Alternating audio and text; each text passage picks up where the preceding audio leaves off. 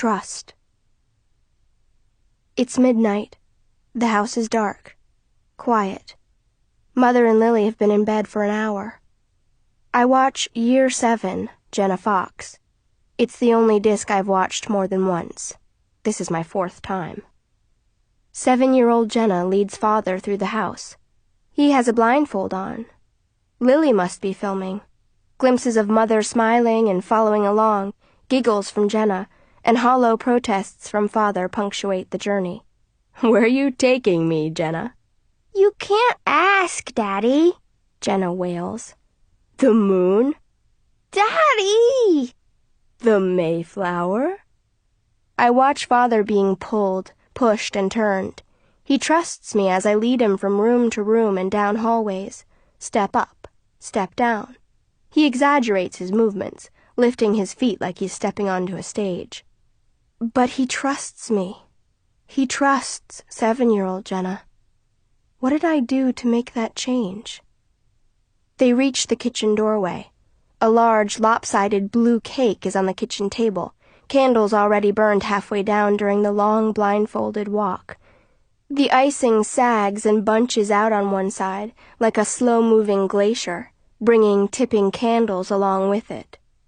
"Stop," Jenna says. "Turn. No, this way, Daddy. Bend down. Ready?" I remove the blindfold. "Surprise!" Mother and I yell and clap our hands. Father throws his hands in the air. He gasps. Jenna beams. Her gap-toothed smile is nearly angelic. "It's beautiful. It's perfect. It's the best cake I ever had." "She made it herself," Mother says proudly.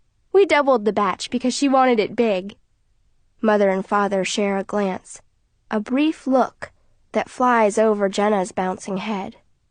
It is a full look, just between them, a look of love, satisfaction, fulfillment, easiness, completeness. Everything they want and need is right in that room. "It's big, all right, and blue." He continues to praise and adore it, just as he adores Jenna. I watch them dig in with forks and no plates. More laughter. More squeals. More looks. It makes me feel all the ways I've wanted to feel ever since I woke up. Trusted. Happy. Enough. Father takes a fingerful of blue icing and decorates Jenna's nose, and she squeals. And now, in the quiet of my room, I laugh too. I laugh out loud, just as I have done every time I've watched it. Sanctuary.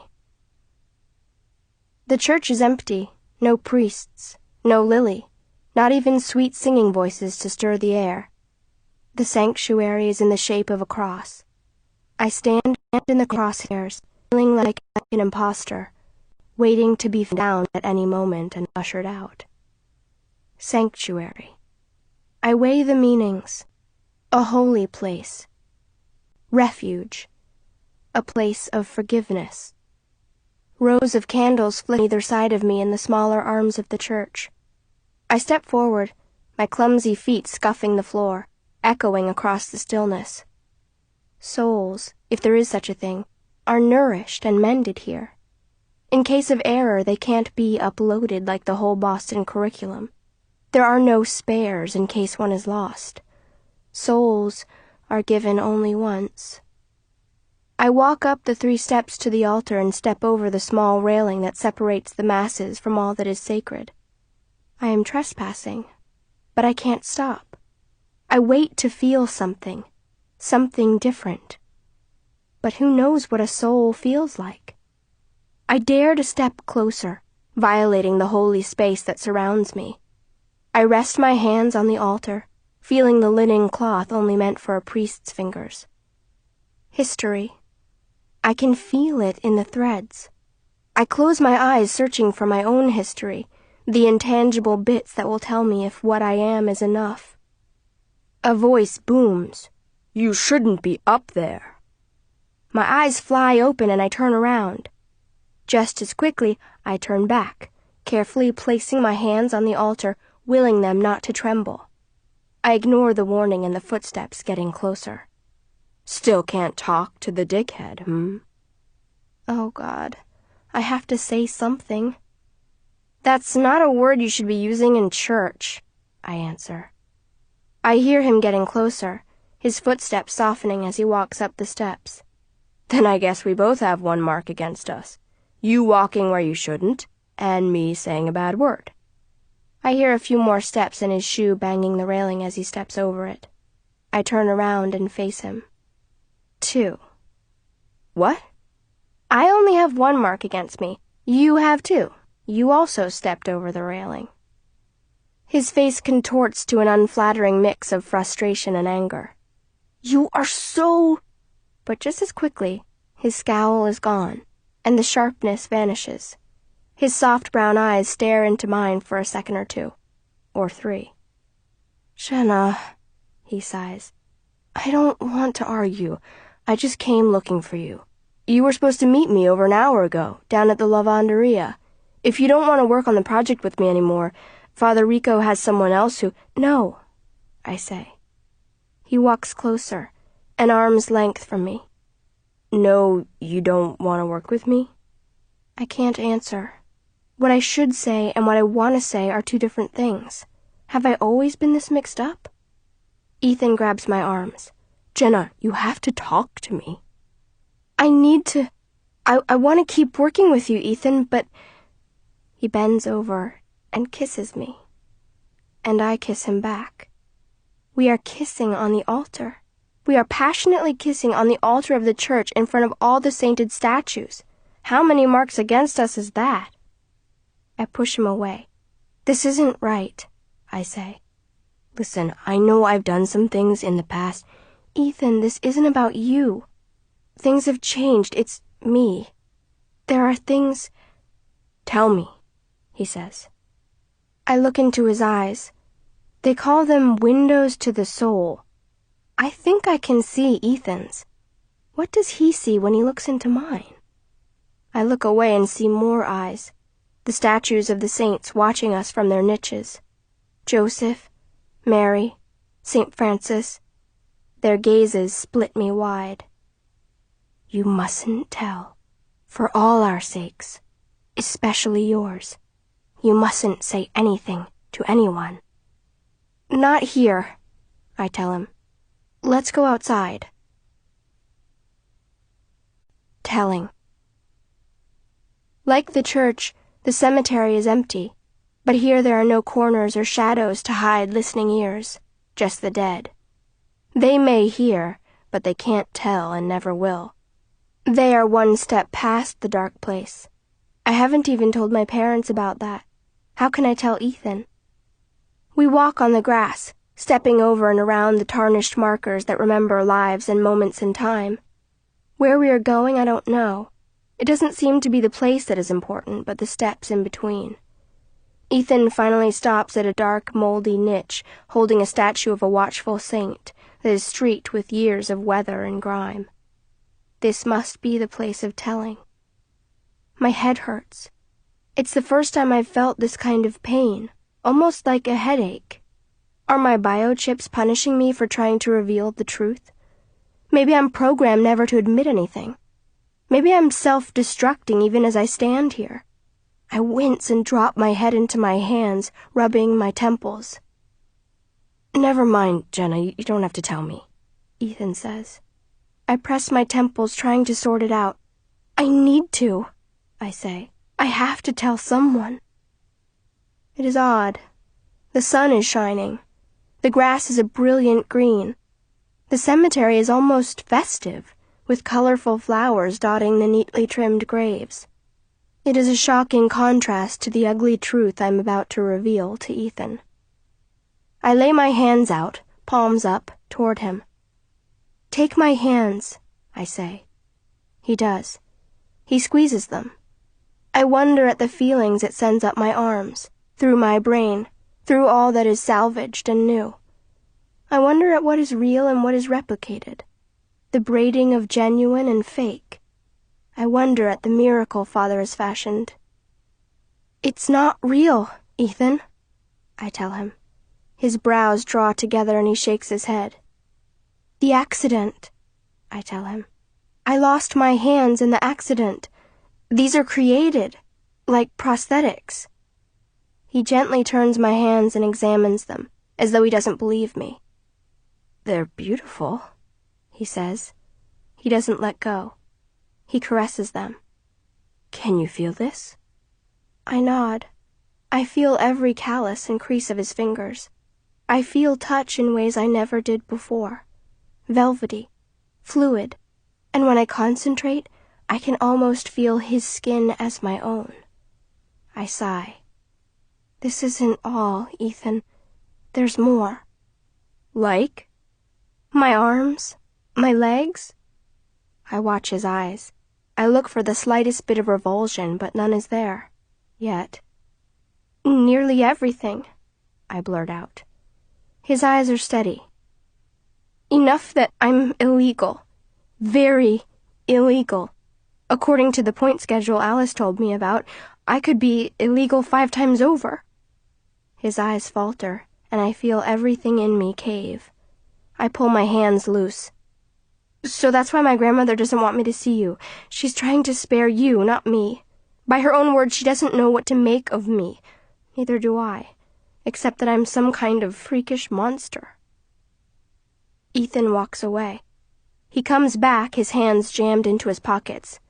He stares at me. His face is stiff, frightening. I feel weak. What have I done? I should have kept quiet. Listened to Mother. To Lily. I want to take back every word, but it's too late. His soft brown eyes have turned to icy beads. All his warmth is gone. I nearly killed a man, Jenna, he says. Some people called me a monster for hitting him with a bat, even after he was unconscious. But I never felt like a monster. I barely remembered doing it. Something inside me snapped. Sweat spreads across his face, even though the day is cool. His confession runs out in choppy breaths, on the heels of mine, like they're linked. The guy was a dealer. He gave my brother HCP. My brother was only 13 at the time, Jenna. He didn't know anything about anything. So I went after the dealer. When they sentenced me, they said they couldn't tolerate people out there like me, trying to wield their own form of law enforcement. Vigilante justice, they called it. It wasn't justice. This guy's free, and my brother's hooked. He's been in and out of rehab ever since. He pauses and draws in a long, shaky breath. So I know what a monster is, Jenna. And it's not me. And it's not you. His voice is choked. It's like my fear exposed his own. I slide my arms around his back and hold him, strumming the knots of his spine and the blade of his shoulder, weighing the events that have made us both who we are now. His lips nestle close to my ear, and I feel his labored breaths on my skin. Don't tell Alice, he finally whispers. About you? He holds me tighter. No, about you. Would they ask that of someone who was real? There were no days. There were no nights. 18 months was nothing. And it was eternity. 16 years of thought trapped in circuitry. A spinning glass ball. Shattering inward, moment by airless moment. But everyone says, don't tell. How can I not? A science lesson. Catch up, Dane. I hear the bite in Ray's voice. Her seemingly endless smile and patience must have its own invisible boundary. Dane flashes a smile from the top of the ravine and nods, but his face goes instantly expressionless when she turns away. I've heard about sociopaths, people who connect with no one but themselves and their own self-interests. That would be Dane. I walk next to Alice as we make our way to a creek bed for our outdoor science and ethics session. Alice chose the site, which surprises me. She walks down the incline without her braces. You're doing better, I say. Yes, the new software was a match, right on target. They said it would take a few weeks, and here it is 3 weeks later. It's reduced the phantom pains, too.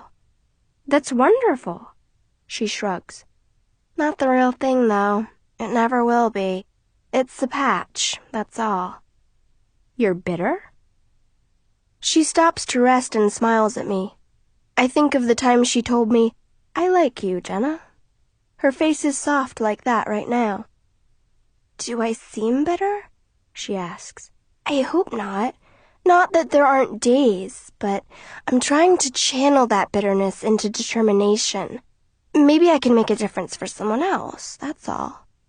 By volunteering in the ethics office? Yes, I guess so. I want to make sure science is held accountable in the future, so others won't have to go through what I've been through. But I'm grateful for these. She gestures with her prosthetics. Truly I am. They aren't perfect, but none of us are ever exactly what we want to be, right? Right, I answer. When I was going through my bitter phase, my counselor told me we're all products of our parents, genes, or environment in one way or another. She begins walking again. And I may wish I could change the hand I was dealt, but I can't. So all I can do now is choose how I will play it. So that's what I'm doing, playing it the best I can. Dane, Ray calls. An unenthusiastic coming is heard from above. Speaking of genes and a bad hand, Alice says, glancing over her shoulder and rolling her eyes. I stop and grab her arm, jerking her to a halt. I like you, Alice. She looks at me, a wrinkle running across her forehead. I like you too, Jenna, she says slowly. Ethan is already below, sitting on a rock by the creek. I can see his warning look. I look back at Alice. I just wanted to tell you, I say. It's important that you know. Sure, she answers. She tags on an awkward smile. I am an oaf.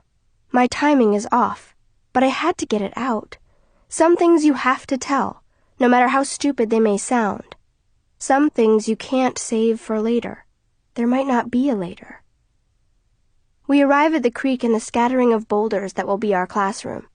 Ray is there for support, but Alice is teacher-collaborator for this session. Dane finally arrives and sits on a nearby swooping oak branch, rather than join the covey of boulders we sit on. Ray wears hiking boots and blue jeans. They fit her better than the suits she usually wears. I look at my own clothes, the simple shirts and slacks provided by Claire. Light blue, dark blue. They have the personality of a slug.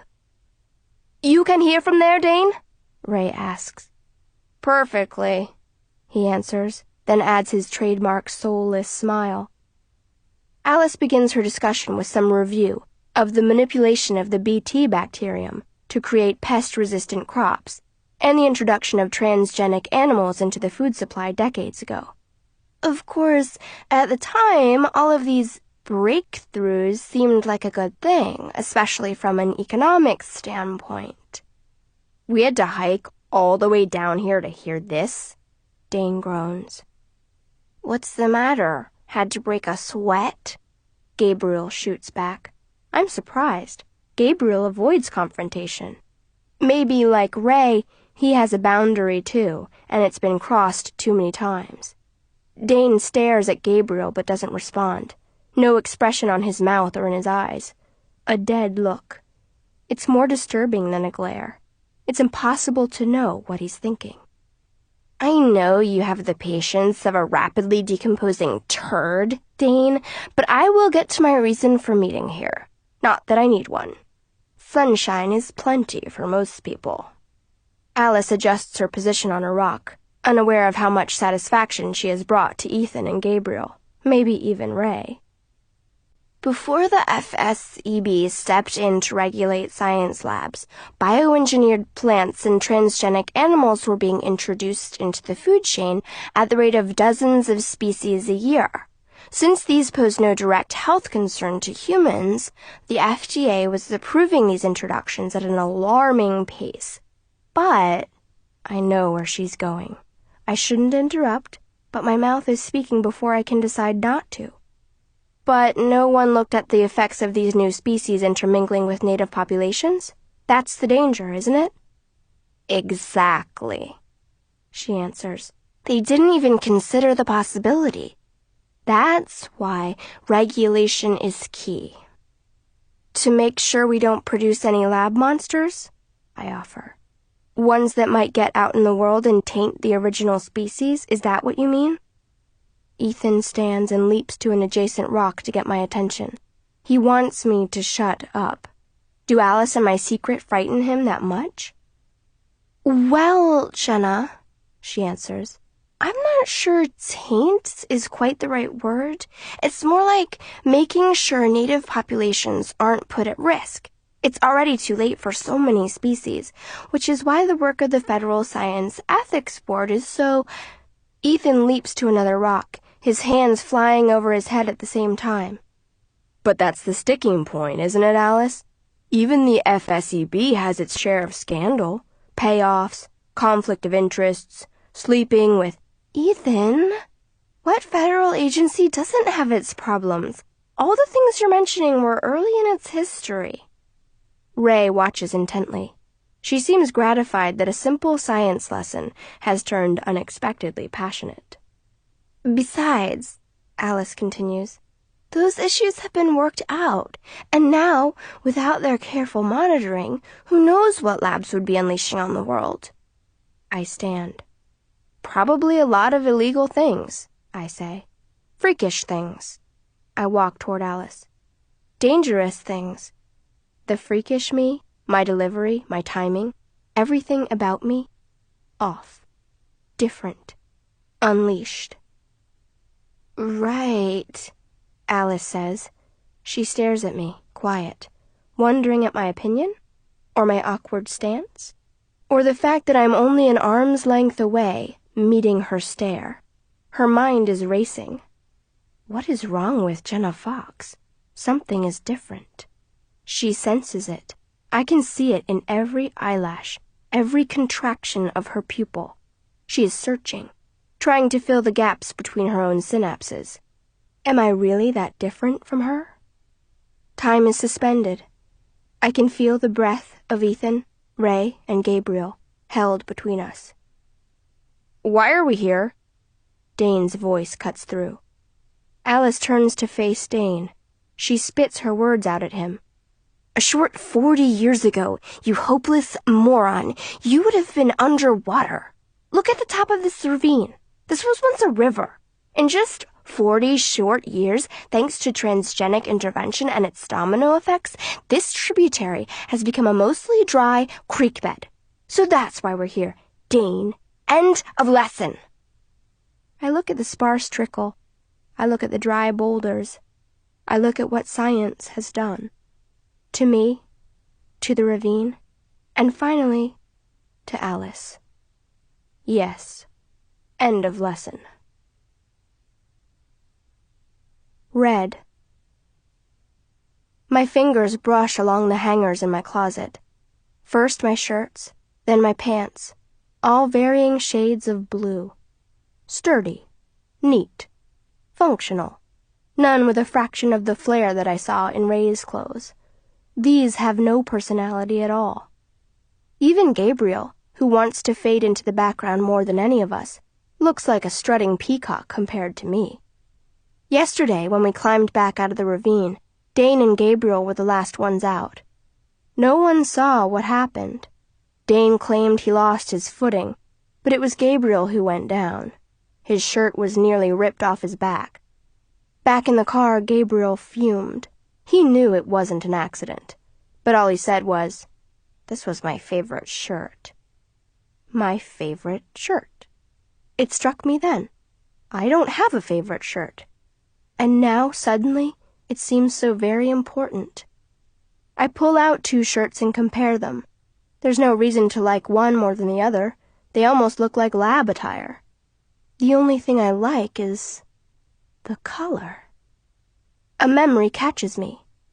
Kara and I are shopping on Newberry Street, running in and out of tiny shops on a rainy spring day. We finally hunker down in our favorite. Kara chides me. "Jenna, I refuse to allow you to buy another blue skirt. Your whole closet is blue." My favorite color was blue, and Kara's favorite color was red. Claire may have had to choose my clothes hastily, or maybe she chose them because they wouldn't draw attention, but at least she tried to get a color she knew I liked. But that day was almost 2 years ago. Kara talked me into the red skirt. She was right. It was a change I needed. What happened to that red skirt? Couldn't Mother have packed my clothes and brought them from Boston? Or maybe that was part of the secret. A gravely ill, bedridden Jenna would have no use for short red skirts or floppy flowered hats or jewel-trimmed blouses, and that invalid picture had to be preserved for prying eyes. Besides, a new, improved, and shorter Jenna would need new pants anyway, ones that wouldn't drag and reveal her lost 2 inches. I ache for that red skirt now, and I ache for the day I bought it with Kara.